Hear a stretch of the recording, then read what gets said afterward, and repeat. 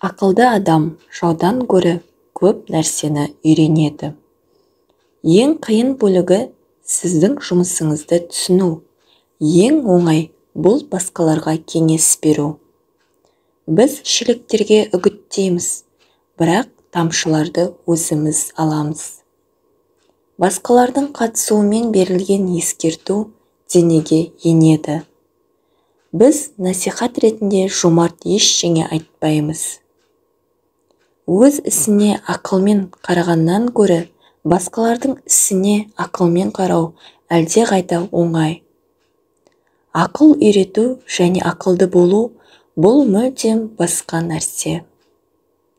Ескерту күнжіт майы сияқты жағымсыз. Оны біреу ішу оңай, бірақ оны өзіміз ішу ауыр.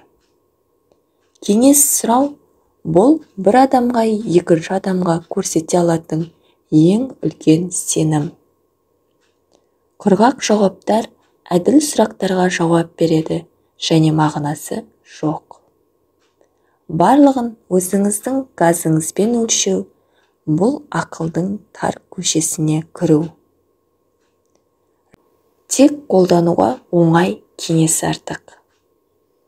Жақсы кеңес ешқашан кеш болмайды. Тек өзін жеңе алатын адамдардан кеңес ізде.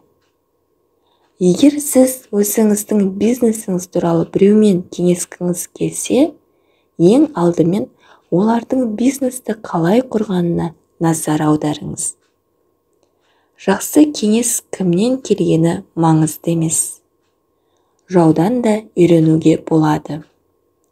Ақылды адам жаудан гөрі көп нәрсені үйренеді. Жауды тыңдау қате, бірақ керісінше әрекет жасау үшін оны тыңдау керек. Бұл шынайы жол. Жақсы кеңесті қабылдау жеке мүмкіндіктерді одан әрі жақсартуды білдіреді. Өзін дана санайтын адамға даналықты үйретуге тырысатын адам уақытты ысырап етеді. Егер адам қаламаса, ешқандай кеңес оны дұрыс бағытқа бағыттай алмайды. Цезарьға өзі өсиет еткен адамға ескерту керек. Ақымақпен дауласу соқырларға шам жаққанмен бірдей. Ең өкініштісі, сіз айтқан дұрыс нәрсе ақымақтың құлағына жетпейді. Сізге кеңес алмайтын адамға көмектесудің қажеті жоқ. Ақымақтардың қожасы бақытсыздық сөз емес. Сіз олардың құлағын кесіп алмайынша естіңіз келмейтіндер бар.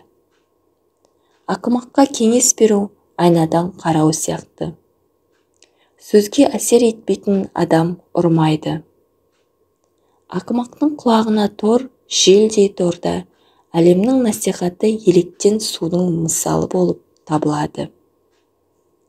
Әркім түсінгенін тыңдайды. Біреуге кеңес беруге болады, бірақ оны әдептілікке үйрету мүмкін емес. Олар кеңес береді, бірақ оны қолдану әдісі туралы ойлана алмайды. Егер ақымақ байқаусызда жақсы кеңес берсе, оны дана адам жасауы керек.